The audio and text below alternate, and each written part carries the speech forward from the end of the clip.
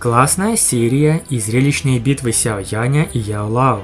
Наконец, Зал Душ получает по заслугам. Двое святых, точнее трое, если считать Цзиянь, пришли разгромить Зал Смертный. А новый трейлер не менее интригующий. Демоническое пламя Чистого Лотоса эффектно дебютирует, привлекая к себе внимание 8 древних кланов, стремящихся заполучить его. Глава Зала Душ блистательно появляется на сцене, а святая Гу Сюнер воссоединяется с Сяо Янем. Но немного рассмотрим вышедшую серию. Сяо Янь забрал небесное пламя у Мугу. Еще одно в коллекцию. Это неплохо так усилит Лотос уничтожения. Представьте себе удивление всех, когда они увидели Яо Лао на уровне святого первой звезды и Сяо Яня второй звезды. Отличный прогресс, в отличие от экспертов Зала Душ. Как сказал Сяо Янь, что-то они совсем не стараются в культивации и поднятии рангов. Довольно необычно и даже таинственно смотрится первый Тяньцзун. Или высший, как в переводе Шэнто. Костяной меч, череп, все это жутковато. Его битва с Сяо Янем действительно очень крутая. Оба они на второй звезде святого. И это достойный противник для Сяо Яня. Ведь члены клана Хунь не какие-то отбросы. Если этот эксперт высший старейшина Зала Душ, то он точно не просто так им стал. Сяо Яню реально пришлось постараться в битве с ним, даже использовать сильные техники. Но он тоже довольно быстро пал от руки Сяо Яня. И как раз в тот самый момент, когда Сяо Янь хотел добить его, явился заместитель главы Зала Душ, высшая третья звезда святого. Вот тут-то в дело вступит Цзиянь, что со стороны наблюдала и ждала своего часа. Мы об этом подробно говорили в предыдущих видео канала Киномикс. Остановились мы на моменте, когда Сяо Янь прорвался в идеальную небесную стадию души. В духовной форме он встретил главу Хунь Мишеня. О, это конечно интересно. Также мы говорили об основателе или предке башни пилюль. Это та самая пилюля 9 ранга. Наконец Сяо Янь пришел в себя после жуткой встречи с главой Зала Душ. Он медленно дышал, стараясь подавить стук сердца. Еще более Сяо Яня впечатлил тот эксперт, что спас его. Он не знал, что это был предок башни пилюль.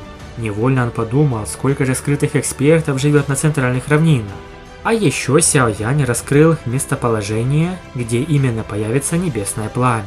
В том искаженном пространстве, что он увидел, наверняка запечатано очищающее пламя Лотоса. Однако высшие эксперты тоже его обнаружили. Исходя из повреждений пространства, очищающее пламя Лотоса хочет вырваться на свободу, и оно уже было готово проявить себя в течение следующих дней. Лишь недавно Сяо Янь столкнулся с душой главы Зала Душ, что позволило ему понять свою силу. Сейчас у него ни единого шанса на победу в случае их реальной встречи, поэтому он просто обязан любой ценой подчинить себе очищающее пламя Лотоса. В этот момент Сяо Янь находился на второй звезде святого. При текущих его способностях он сможет быстро увеличить свою силу только после поглощения этого небесного пламени, а тогда ему не придется даже бояться главы Зала Душ. Святой очищающего Лотоса отреагировал на пламя, которое вот-вот должно было явиться. Зал Душ также нацелился на очищающее пламя Лотоса. Да и в целом, появление такого пламени, третьего в рейтинге, пробудило множество тайных организаций, способностей которых хватало для его заполучения. Сяо Янь посмотрел на духовную сущность перед ним, которая выглядела в точности как и он. Лицо Сяо Яня в кавычках светилось жизнью, оно не выглядело тусклым. Теперь они оба выглядели как вылитые близнецы. Сяо Янь улыбнулся Сяо Яню в кавычках перед собой и протянул ему руку. «Прошу, позаботься обо мне». Сяо Янь тоже улыбнулся и пожал протянутую руку. Данная сцена не вызывала бы ничего, кроме смеха. Так тут целых 2 Сяо Яня. Цзиянь воскликнула. Легкая пульсация возникла в воздухе. Цзиянь с остальными поспешила вниз и с любопытством начала смотреть то на одного, то на другого Сяо Яня. Духовное воплощение выглядит точно так же, как и настоящий. Идеальная небесная стадия заслуживает своей репутации, похвалил первый старейшина башни эликсиров. Но самое главное, их сила идентичная. Это лучший помощник в битве. Сяо Янь вкратце рассказал Яо Лао о встрече с главой Зала Душ и появлении небесного пламени. Зал Душ тоже нацелился на него. Но, как объяснил Яо Лао, не стоит слишком беспокоиться о главе Хунь Мишени. Появление очищающего пламени Лотоса станет грандиозным событием. Даже древние кланы вмешаются, и клан Гу не исключение. Найдутся эксперты, что захотят сразиться с главой зала душ. Яо Лао затем сжал ладонь. Появилась нефритовая бутылка. Внутри нее парила целебная пилюля, вокруг которой витало облако. Это пилюля 9 инь желтого источника. Яо Лао при поддержке первого старейшины сумел приготовить ее. Сяо Янь принял бутылку, ощутив мороз на ладонях. Данная целебная пилюля являлась драгоценной пилюлей 9-го ранга. Но даже при их силе Яо Лао и первый старейшина столкнулись с большими трудностями в ее приготовлении. Скажу наперед, что эта пилюля точно поможет в поглощении пламени очищающего лотоса. И вот когда пришло время явиться пламени, Сяо Янь посмотрел вдаль. 2 луны.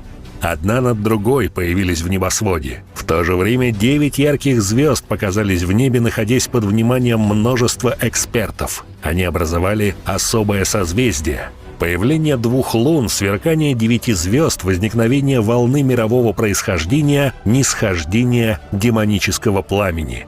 Очищающее пламя лотоса наконец-то явило себя миру. Весь мир подпрыгнул от могучей энергетической пульсации. Это была мировая волна. Сяо Янь отправился туда не один. С ним был Яо Лао, Цзи Янь, первый старейшина башни эликсиров, основатель Хо Юнь и другие. Яо Лао глубоко вдохнул, так как не ожидал, что небесное пламя так скоро сумеет вырваться. Перед его жаром даже эксперт уровня почтенного воина 6 звезд не сможет устоять. Ужасающий жар излучался от земли, вызывая искажения в воздухе на расстоянии 500 километров. При первом же появлении оно превратило целый горный хребет в пустыню.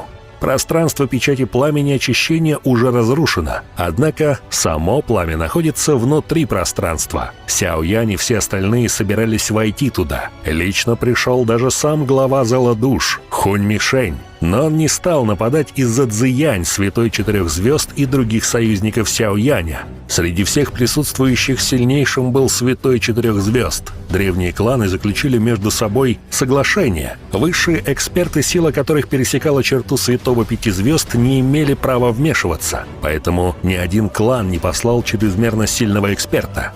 Вскоре после появления группы Сяо Яня за их спинами послышались порывы ветра. Множество экспертов останавливались в небольшой области вокруг разрыва в пространстве. Плотный черный туман вырвался во все стороны из искажения. Ужасная аура вырвалась на волю, что естественно привлекло к себе внимание. Многие люди посмотрели на черный туман. Когда наконец более-менее развеялся, перед взором людей предстало несколько человек. Глава зала душ?